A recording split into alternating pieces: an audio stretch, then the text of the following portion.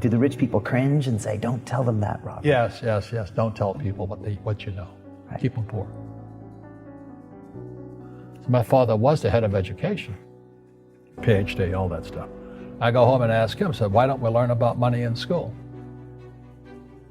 And he looked at me and says, because the government doesn't let us teach that subject. The government tells us what we can teach and what we can't teach. And I thought that was strange. And I said, but aren't we going to school to learn about money? He says, no, your job is to get a job. I said, but you get a job to earn money. He goes, no, you're supposed to just get a job. And I went, no. Isn't the purpose of a job to earn money? He goes, you're correct. I said, so why don't I just learn about money? I can skip the job part, you know? And he got flustered and he said, if you want to learn about money, why don't you ask your best friend's father about money? And I said, why? That's Mike. So why ask him? He says, because Mike's father is an entrepreneur. And I said, what are you? He says, I'm an employee. I'm a government employee. I went, oh, what's the difference? He says, the difference is an entrepreneur must know about money, or they're no longer entrepreneurs. And he says an employee doesn't have to know anything about money, because the government will take care of them, the company will take care of them. So I'm all confused. But I took my dad's advice and I trundled over to Mike's father's office and knocked on his door and I said, hey, I'm here, 9 years old.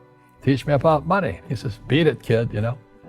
But that's where the story of Rich Dad, Poor Dad started. And finally, through persistence, my rich dad started teaching me about money on one condition. And that condition was he would never pay me. He says, the moment I pay you, you think like an employee. He says, that's the trap. Entrepreneurs work for free. And now I'm 9 years old, my head's going cracking in half. He says, you never want a paycheck. You understand that, kid? I said, okay, I got it. And he says, well, how do I make money? He says, that's what entrepreneurs figure out. It was like, so how do I learn about money? So he would just break out a Monopoly game board. So I would work for free. I'd pick up cigarette butts and he had hotels and restaurants and I would clean and do menial tasks. And as I got older, I started getting into office work, marketing and accounting. And I was an apprentice basically, but I always worked for free.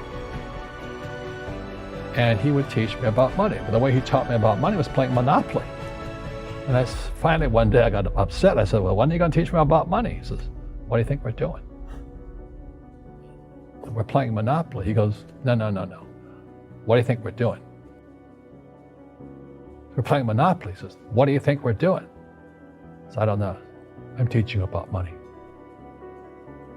And then that's when, you have one green house. He says, there's many formulas for great success in money. There's thousands of them. But one of the best ones is found in the game of Monopoly. It still is today.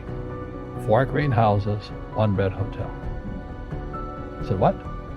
He says, one of the greatest ways to acquire great wealth is playing Monopoly in real life. 4 green houses, 1 red hotel. Well, is that all there is? He goes, that's it. And he says, what do you think I'm doing? And I went, I don't know. So then he took me out and he showed me his greenhouses. And 10 years later, when I was 19, I was now in school in New York, and I come back to Hawaii, and Rich Dad had bought the biggest piece of land smack dab in the middle of Waikiki Beach. And when you go to Waikiki Beach today, you'll see the Hyatt Regency Hotel. That was his hotel. Just like the game of Monopoly. Just like the game of Monopoly. Acquired assets and they became bigger assets. He just kept what's called an assemblage because that property wasn't that big at the time. So he had to buy out all the small guys. Because Waikiki was a little dirt water little town. So he'd buy out this shop owner and buy that shop owner. And it took him a while, but he finally assembled this large piece of property. And then he and Hyatt put up this giant hotel. And it just sold for $800 million. So that's how I learned about money.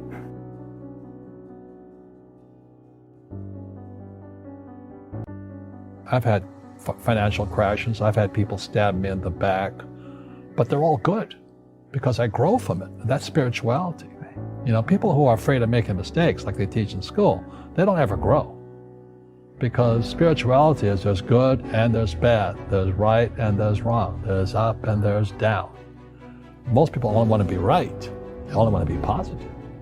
Well, you can't have that, that's not reality.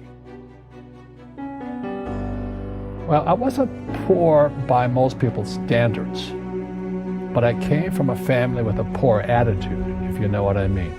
Because rich, poor, middle class, poverty starts with a fundamental attitude. Poverty is passed on. It's taught in your families. And middle class is taught in families. And so the people right now who are sitting at home, who are struggling financially or worried about money or unhappy, they may be making a lot of money, but unhappy with what they're doing, it was probably taught to you. You know, your super ego was taught, get a job, work hard, or you'll never be rich, or the rich are evil, or whatever. The school system will never teach you about money. The school system is designed to teach you to be an employee, which is important, or a doctor or a lawyer, a specialist, but never about money. And what most people lack is real business knowledge, like accounting, you know, like debt, like taxes.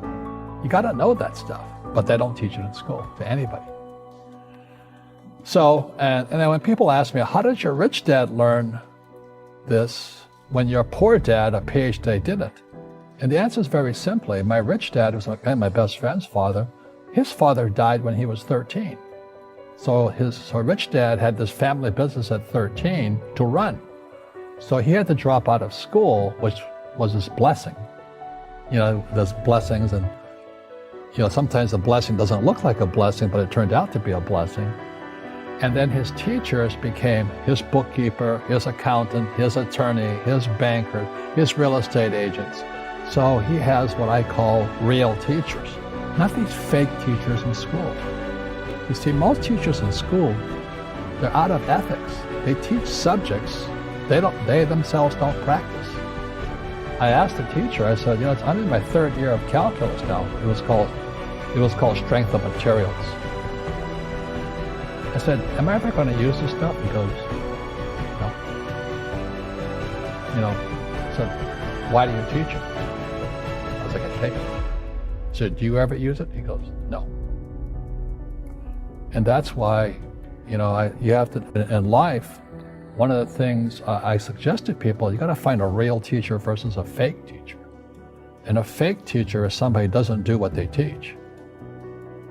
And a real teacher is doing what they teach every day. So my accountants, my attorneys, they're in it every single day. And that's how I learn, because every day I'm solving problems in my business. So I have accountants and attorneys and bankers and all these people on speed dial because I'm solving problems with my team. I see you giving this knowledge out, and yeah. Do the rich people cringe and say, don't tell them that, Rob? Yes. Don't tell people what you know. Keep them poor. But, you know, unfortunately, the poor, as was in the Bible, I'm not real religious, the poor will always be amongst us because it starts up here. Right, it's that fear mentality. It's in their words, you know, and the words become flesh. Again, I'm not really religious. I flunked out of Sunday school also. But when they say I can't afford it or I can't do that, I go down. They become what they say. My PhD dad, he says, what do you think I am, made of money? I can't afford that. And my rich dad would say, that's why he's poor. Poor people say, I can't afford it, I can't do that, I don't have time. Because it's an escape. It's an escape. You know what I mean? It's easy to say, I can't afford it. And your rich dad used to say what instead of, I can't afford it? How can I afford it? How can I do that?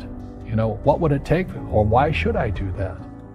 He says that a question opens the mind, a statement closes the mind. See, when you say, I can't afford it, your mind shuts down, and you become what you say. Rugby is a team sport, but so is soccer. The rules are different. And other people are golfers. They play by themselves. And so everybody's different. So my game financially is business, number one. Second is real estate. So what I say to young people is, you find your game.